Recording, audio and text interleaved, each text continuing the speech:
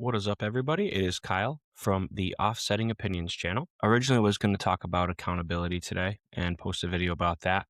But with everything that's kind of going on in with the political violence, protesters, counter protesters, I really wanted to focus more on political violence and just kind of off the cuff talking a little bit about how influence translates over to political violence and a lack of accountability, which also stems from and I don't want to say stems, but I guess enables some of these behaviors and getting people to go out to protest and then become violent in their protest. So let's take Minnesota, for example. They had that guy, Jake Long. I think what he did was wrong. I think you're out there protesting Islam. You're out there protesting, he's using his First Amendment right, just like everyone else is there. And he definitely, just like what happened with the police officer with Renee Good and everything like that. He put himself in that situation.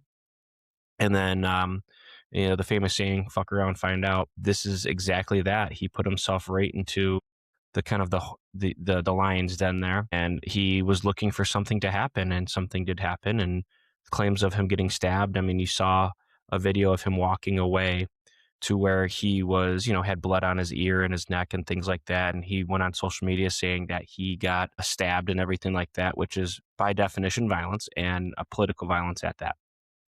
So I really want to break that down. That's just one example. And then we can kind of like go through lack of accountability, how it leads to political violence, and why we encourage these behaviors, because I think these behaviors are despicable on both sides. So let's get into that. So I first want to kind of start by defining what violence is.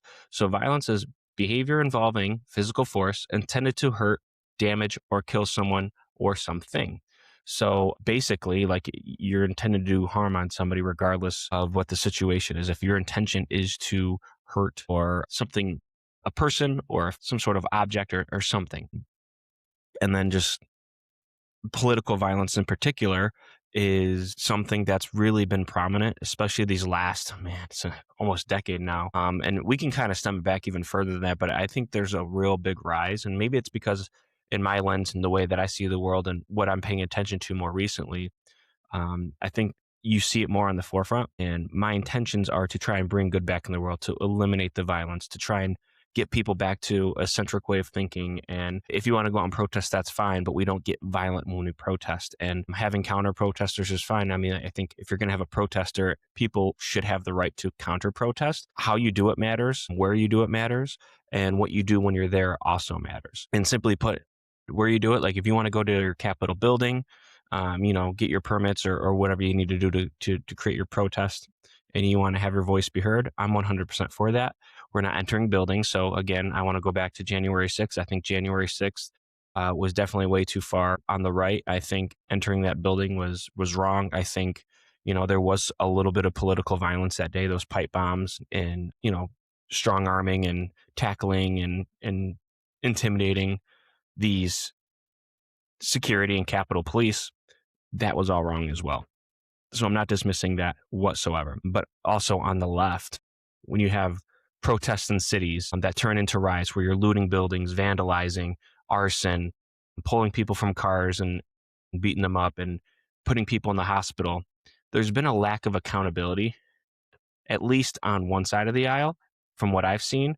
And typically the people that are arrested on the left, it's kind of like catch and release, as to where if you look at like the January 6 people, there's a lot of people that were in jail for years. And I think that was wrong. I mean, why are we forgiving one while enabling the other? I think that's something we need to really break down and look into. But that's kind of, I think, another conversation for another day, because I think you can really dissect that and really understand, like, okay, who are the people involved in these riots? Who was arrested? How long did they serve jail time? And all that stuff. And same thing versus January 6ers and some of these right-wing people as well. So, and then we talked about influence last episode.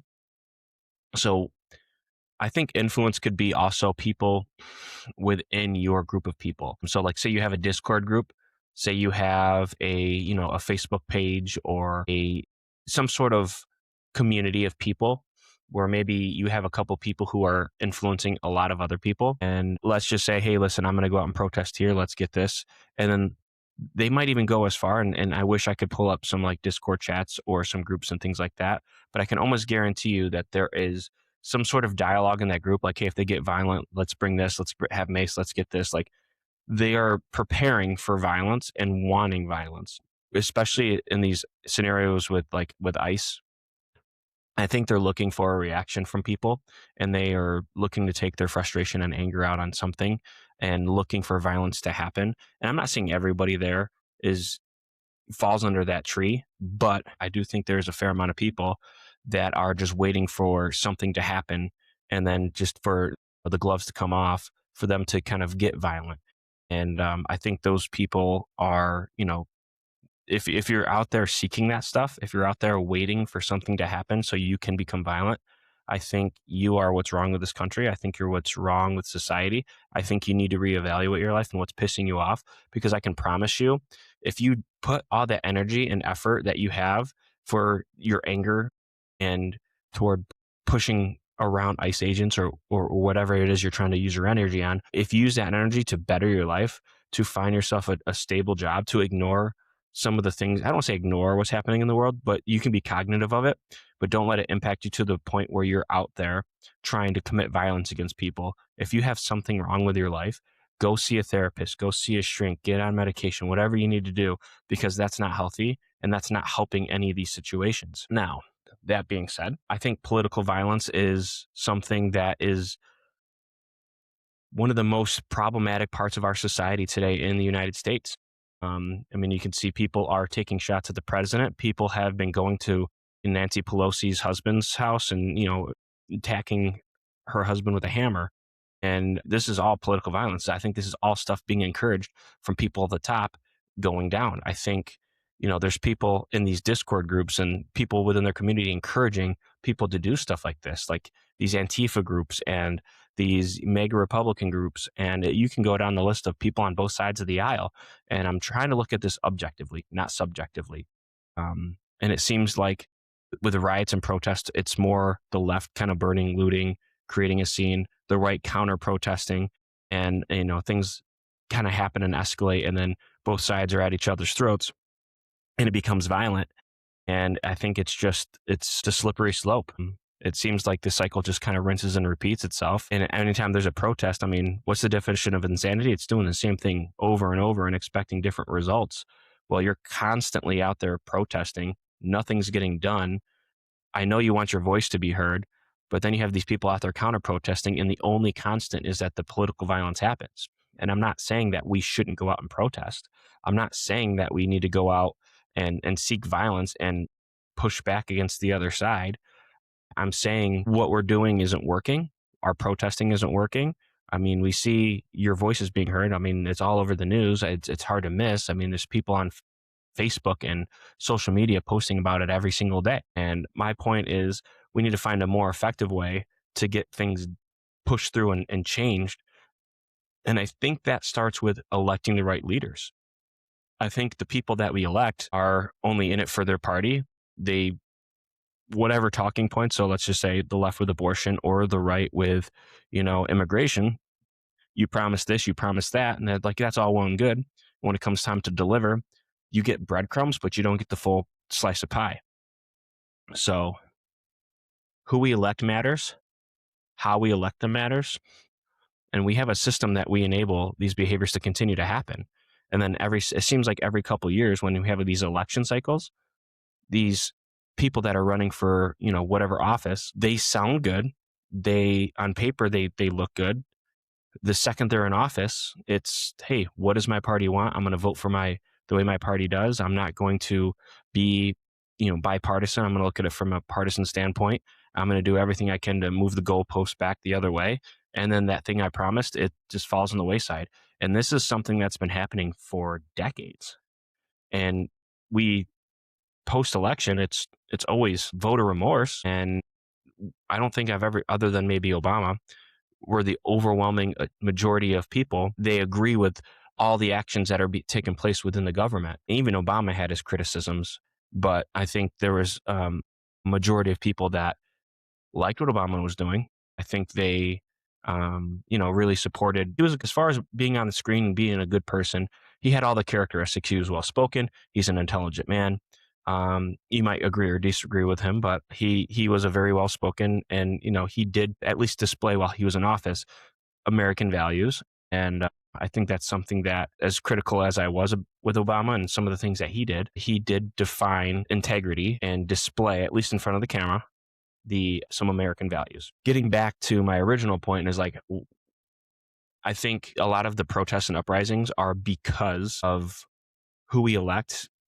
And I think there are some differing opinions on how we need to go about protesting and things like that. I think the left wants to go out and have their voices be heard. And it seems like during the Bush administration, during Trump's first term, and then now his second term, it just seems like it's always riots, protests, burning, looting, things like that. And granted, this election cycle, I haven't really seen a lot of burning and looting, but a lot of protest, a lot of getting involved in federal operations with ICE and things like that.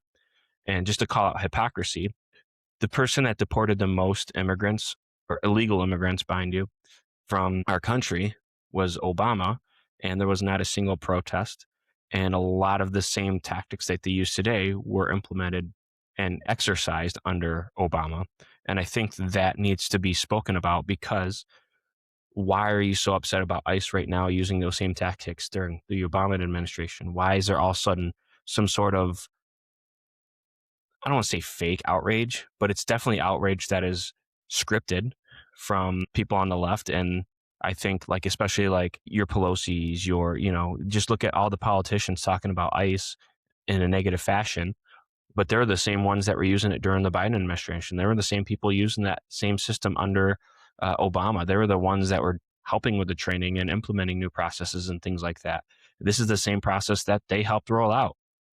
So your outrage and your protests are, I think, manufactured from a system that is just trying to undermine a Republican president. And that's the way that I view this right now, is because if you really did care about immigration back then you would have protested during Biden. You would have protested during Obama, but you only protest when there's a Republican president. And that's the way that I view that side of the aisle. Now, going over to the Republican side of the aisle, like with counter protesting, I understand that you want to defend and have your voices be heard and draw a line in the sand. And I don't think that's healthy either. I think going out and counter protesting, it's just going to continue to escalate. And we're not innocent I'm going to say we, because I identify as someone who is conservative, who has Republican values. And I think we need to acknowledge that January 6th, we might go down the conspiracy theory rabbit hole, but we have to own and take accountability for what we did wrong that day. And I'm not, I won't say we did wrong because I wasn't there, but like what our party and on our side of the aisle and the people that define us, what they did as well. So they knowingly went into a official building of the government and was strong arming and intimidating, and they did get violent, and I think that was wrong for us to do too. And we have to own some of that, and we have to acknowledge that, because if we can't acknowledge what we did wrong, how are we going to be hypocrites and not call it the other side of the aisle? I think a way for us to get back into like a centric view is taking accountability for what our side's done, acknowledge that those behaviors are negative, and continue to try and move the needle and the goalpost back to the center. Do not let these people in power, these politicians or media personalities, influence you to do something that's going to ruin the rest of your life or put you in harm's way. I understand you're passionate about some of these things. I think we need to be more careful about who we listen to and who we let influence us. I think the people that are influencing their fan base, like these Maxine Waters and these Nancy Pelosi's and even Trump, and you can even go to like Schumer, and you can go over to like Tucker Carlson and Candace Owens. These people are influencing and trying to warp your mind into believing something that's a conspiracy. And when we go down these conspiracy rabbit holes, we might get to a point where we lose sight of what's actually true and what the facts are. We want to believe what we want to believe, which creates this kind of violent outcome that we want to have. We're trying to find some sort of outlet like a protest to where we become violent and justify our behaviors. But we can't justify our behaviors when the other side's doing the same thing. It's hypocritical, regardless of what side of the aisle you'll fall on. So I think what I want to challenge everybody to do is to, going back to my last video, see who influences you, what's their message. Do these people have your best interest at heart? Because I can promise you they probably don't. They're just looking for you to be a martyr so they can cry wolf when something happens to you. They're looking for you to go out and be violent, both sides of the aisle. So who are these people that we're hiring to run our country? Why are we allowing them to display these negative behaviors? Why do we allow them to influence us in a way to where we get to a point where during one administration, we don't care about immigration and in deporting illegal citizens. And then the next administration, we get all up in arms and say that these tactics that ICE have, which I agree that sometimes it's a little bit too far, but why are we like fake outraged about it then? If you really did care about it, you would have researched it back then and you would have did something back then. You would have had the same protest during a sitting president that was on your side of the aisle. And that's when you can get something done. I think if you want to protest, I think we should be protesting, like Republicans right now, protesting the things that Trump is doing that we don't like. I think that would hold more weight. Hold your own party accountable. When you have the other side trying to hold a party accountable, they don't see it that way. They're not going, they're going to continue to justify their actions. And you can figure this out by just going to any social media page. You can go down to like, a Democratic page. They call out behaviors of the right. The right goes into that forum and they justify those behaviors. And then same thing with the left. So the right has some sort of talking points. The left goes to their website. They try to justify those behaviors, especially when it gets violent. And it becomes just like, it's like talking to a brick wall because both sides aren't going to be willing to have an open dialogue about what happened and find the truth, the objective truth, and not the subjective truth. And when that happens, we look at the situation and the scenario from different lenses and create our own opinions about what we think is the truth. And then we're closed-minded on what the other side thinks. So, and then from there, it just kind of escalates because now you're hating your fellow person because you're told to hate that person. Then you see these people out in public and you know that they have differing opinions. And then you remember that internet forum that you were talking about, whatever scenario that you're on. And then you're just looking for one of them to do something so you can do something back. It's a slippery slope, and it's kind of the negative effects of social media and then having the wrong people influence us. And I think a lot of us are too stupid to see that. If I'm being frank, I think we need to take a step back, look at the world from a different lens and trying to offer perspective on every scenario and offer perspective to how our society works. Just because you have a community of people who think like-minded to you and justify some of the behaviors that you think is correct, like being violent or going on social media forums and calling people out and not having an open dialogue and belittling and bullying people, those aren't good behaviors. Those are people who are influencing you. I want to go back to, I don't know if everyone, it's a pretty popular movie, but this movie 42, it's about Jackie Robinson. There was a father at the ball game with his son, and his dad said something, and I'm not going to say the word, but he called Jackie Robinson the N-word. And then his son looks at his dad and is like, oh, my dad used that word? And then you can see the kid take after his dad and say the same thing. That's the power of influence. Those are displaying negative behaviors. It's kind of monkey see, monkey do.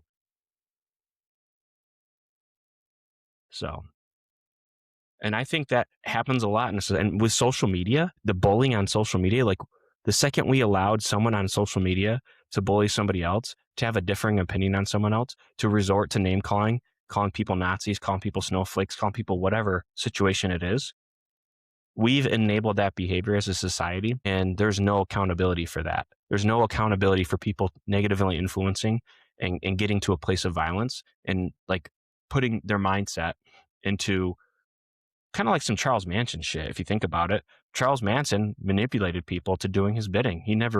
He indirectly killed people, but he had people kill people for him. Those are the same people that are going on the internet, reading just a headline, getting in their feels and reacting to that. It's very cult-like. And I think we as a society have really enabled a lot of these behaviors to be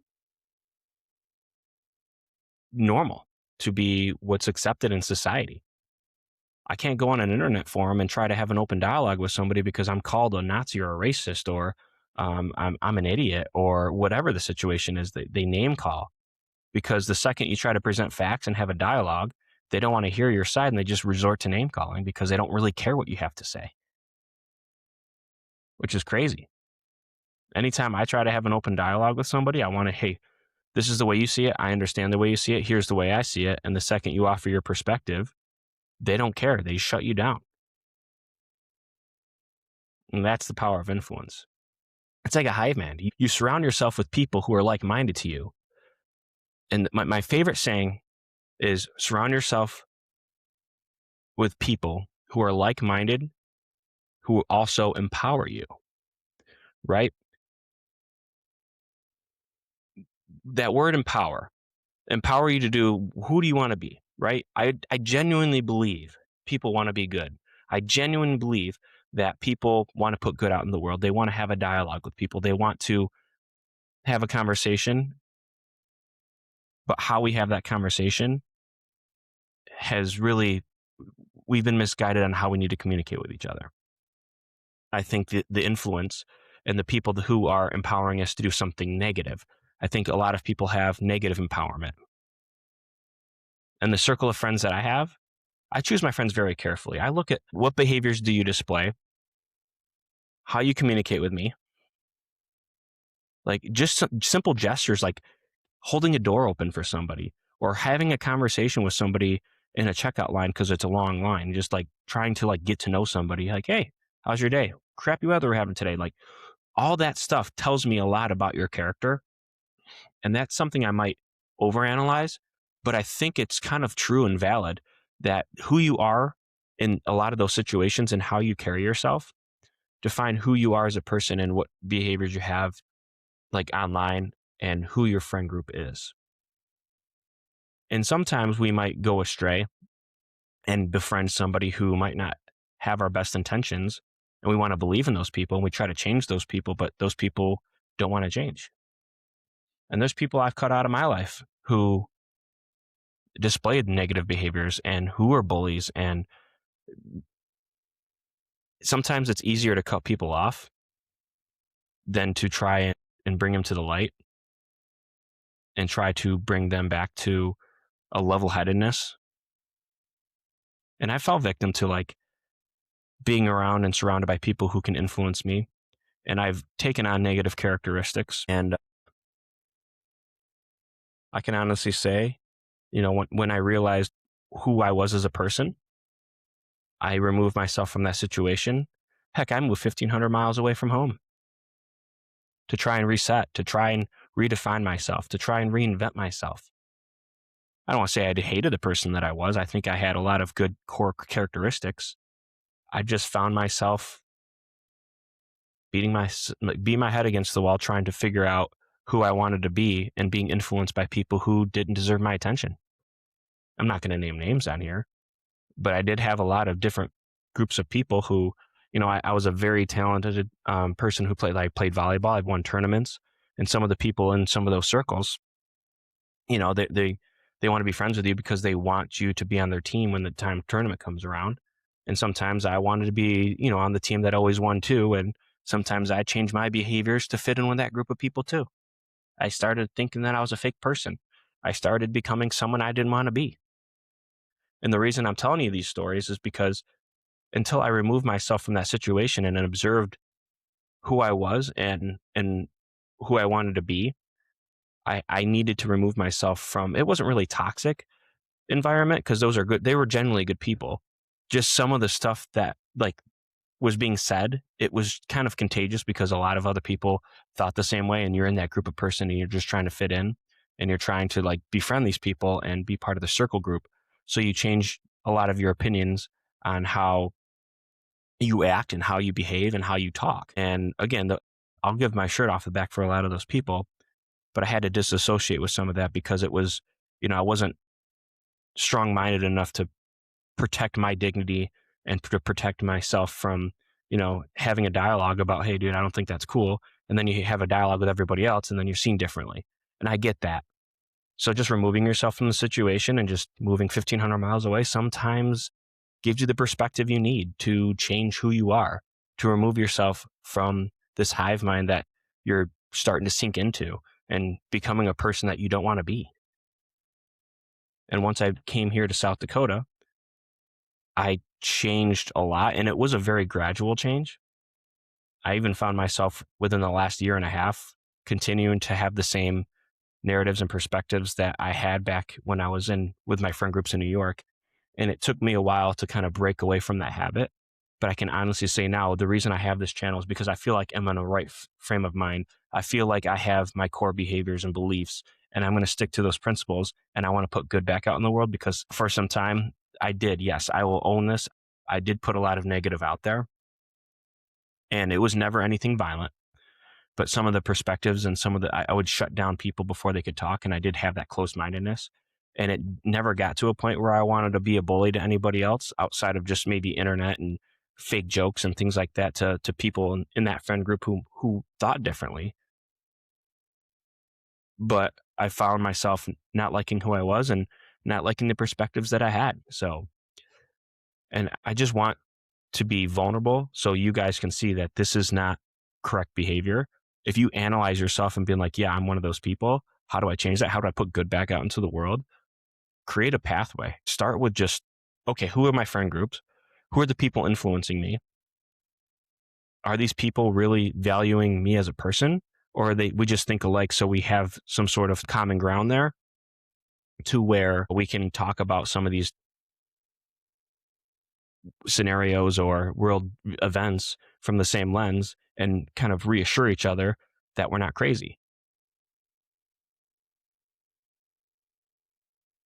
Remove yourself from that friend group for a month, 2 months, like don't have any contact with them and see how they react.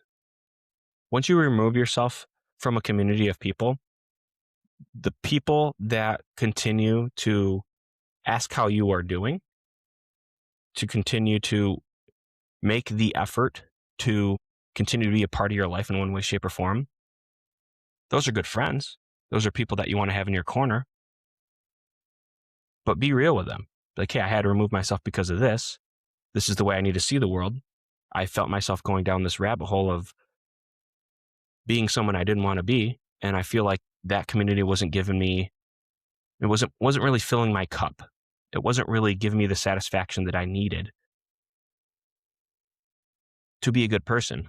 Like, I feel like their behaviors didn't align with my behaviors. So I need to remove myself because I found myself becoming someone I didn't want to be. See what that person says. And if they respect you enough, maybe they don't talk about that stuff anymore and you can still have a friendship with them. But if they're going to belittle you, if they're going to be like, oh, how dare you? Like we're trying to fight against whatever. I'm not trying to pick on left or right. And now I'm just trying to give you perspective. I'm trying to help people that have their minds like, because I really think it's something that we're very ignorant to. At the people that we surround ourselves with, we're constantly looking for reassurance. We're constantly looking for some sort of like, I'm not crazy. These are my people. We have a like-minded opinion on a lot of this stuff, but I can almost guarantee you there's a lot of people who have toxic behaviors, who are dragging you down, who are encouraging you to do stupid things, especially in these scenarios.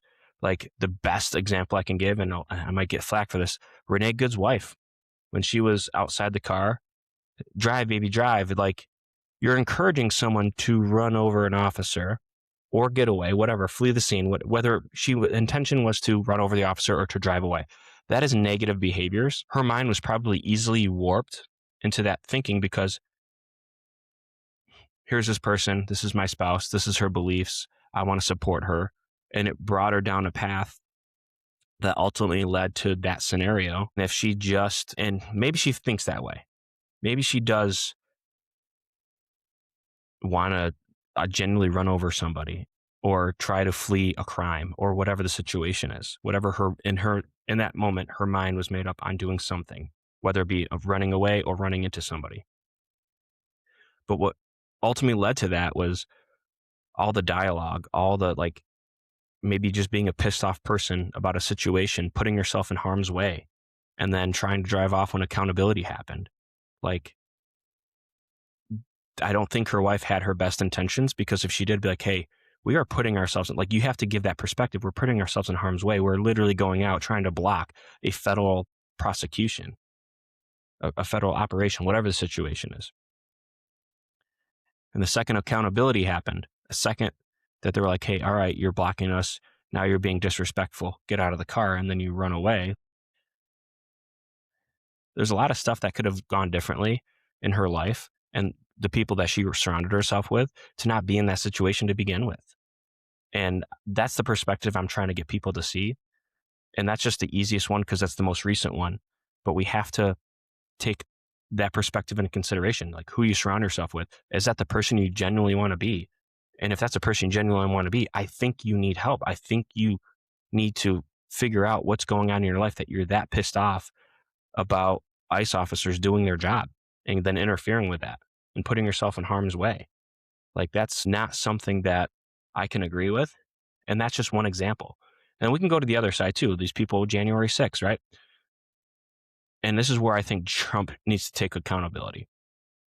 Is you're encouraging people to be there. You're encouraging your fan base to peacefully and patriotically make your voices be heard. You're creating a crowd. But you have to know that these people are just as radical as the people on the left. You have to understand that you are the fan base that you have and the voters that you had are going to be there, and they might resort to some sort of violent rhetoric. And I think a lot of people on the right dismiss those behaviors because that's like the hive mind. That's kind of like their hive mind master. They're, I don't want to say it could be a cult. They're a cult master, whatever you say. They are there, and that they misinterpret that message, and then they go in and do some really stupid shit and create violence. And again, they were held accountable for their behaviors, and I think that was just and right. The term we can talk about being a little bit more like too extended, but you have to look at things from a perspective like, who are you being influenced by? Do they have your best behaviors? Or I don't want to say behaviors. Do they have your best interests, I guess, and encouraging good behaviors is what I was trying to say. And if they're encouraging negative behaviors, if they're trying to drag you down and they're trying to be encouraging you to do something toxic, something that's going to put your life in danger, I think you're in the wrong crowd of people. You can sit there and talk politics with your friends. I'm not saying you can't do that. But the second you say, hey, let's go protest, hey, let's bring mace, hey, let's bring brass knuckles, hey, let's look to incite violence, you are going down a slippery slope. And we as a society are going down a slippery slope. And I just kind of connected the vision on how social media enables it, your friend groups enable it, these politicians enable it. And you continue to go down all these different avenues of reassurance that your behaviors are accepted within that group of people, and to hate the other side, regardless of what side of the aisle that you're on. We're bullies. Like, I believe a good portion of society are good people. The people that ruin it are these people that are radical, that are looking for some sort of situation to happen to justify their violence, to justify their behaviors on being violent. There's a lot of pissed off people in the world, and they like to blame the government. They like to blame politicians. They like to blame anybody but themselves because there's no self-accountability. A little sneak peek, that's going to be a video upcoming here soon, is accountability. But back to political violence. I think we've gone way too far off the rails. I think we're creating more radical people every single day. I think we need to see who's influencing us, who we're surrounding ourselves with, and maybe just unplug for a little bit. Just remove yourself from your friend groups, remove yourself from these social media groups, remove yourself from checking the news every day. and seeing what's going on with ICE and trying to be in the know all the time. Let your brain like reset for a little bit and then offer a fresh perspective in a couple of months. I promise you the world will still be here. You're not going to make a difference out there being, getting involved in these ICE protests. The only thing that's going to happen is you're going to put yourself in harm's way. And then when something happens and you're going to run away, and then you're going to question why you were there in the first place. So just remove yourself from the situation, unplug for a little bit. Limit your friend groups on communication. Hey, I'm going to go dark for a little bit. I really need to reevaluate my mindset. And I promise you, the friends who are your real friends will support you in that. And the people who are trying to drag you down are going to call you every name in the book. They're going to be toxic. They're going to say, hey, why are you doing this? Hey, we need you. Got a protest, an event coming up. We need your brain, or we need you to be on these forums, whatever the situation is. Remove yourself from that. I promise you, give yourself the perspective that you need to formulate your own opinion. Go down your own rabbit holes. Do the research by yourself. Look at things objectively, not subjectively. You're being told what to believe. And then because your friend group and the people that influence you agree with that, you feel like you're not crazy. And then you then turn, dismissing a different side of the argument, which creates political tension. And then when the second you go out and protest and there's counter protesters, that tension is going to be heightened. And it's going to lead to violence. It's going to lead to intimidation. It's going to lead to violence. It's going to lead to someone's going to end up being a martyr. I can promise you that. Look what happened in Minnesota. And I apologize if this was already in this video, but this Jake Long guy, he goes into Minneapolis. He's a protester, or he's a counter protester, on these ICE agents. And his message, like I said, if I said it earlier, his message was anti-Islam, and he's putting himself into the hornet's nest there. And something happened to him, and that was wrong. Your protest, counter protest, like they're looking for that stuff to happen. You're putting yourself in harm's way. You have to take accountability for putting yourself in that situation. And I understand, like, the world view that I have might not necessarily be the worldview that you have, and that's okay. But I promise you that the person that I am today will try to acknowledge and understand your perspective. If you get anything wrong, I want to correct you on that. And if I get anything wrong, I expect you to correct me on it. And that's called debate and dialogue, and having an open mind and having an open debate, and not being closed-minded, and not listening to the people around you to validate what, your worldview and your beliefs. Formulate your own. A lot of people are being manipulated into thinking a certain way on both sides of the aisle, which leads to political tension, which leads to political violence. So that's all I have for you today. I apologize. This is a little bit longer than it normally is. I'm trying to keep it to a half hour to 45 minutes at most, but with political violence and everything that's going on, I wanted to queue up a video about all the protests, about January 6th, about, those are negative behaviors, rioting, arson, beating people up, pulling up statistics. And I think I just really need to go off the cuff and just kind of make sure that I talk about it in real time and just kind of like let my dialogue flow naturally. That way, I think it'll have more of an impact because it's more validity behind what I'm saying and what my honest beliefs are in every scenario and what I'm trying to accomplish and how I'm trying to accomplish it. So next video is going to be probably about accountability. I have some things that I'm sorting through to kind of deep dive and get some more information about accountability in society today. But I appreciate everyone taking the time to watch this video. Please like, share, subscribe, do all that fun stuff. I want to grow my community. I want to get this message out there. I'm trying to get back to center. I'm not doing this for money. I'm doing this to try to bring some civilized debate back into society today and to get people so far away from the radicalism and to get away from political violence and resorting to violence and toxicity. So thank you. And I appreciate everyone stopping by, and I hope everyone has a great day.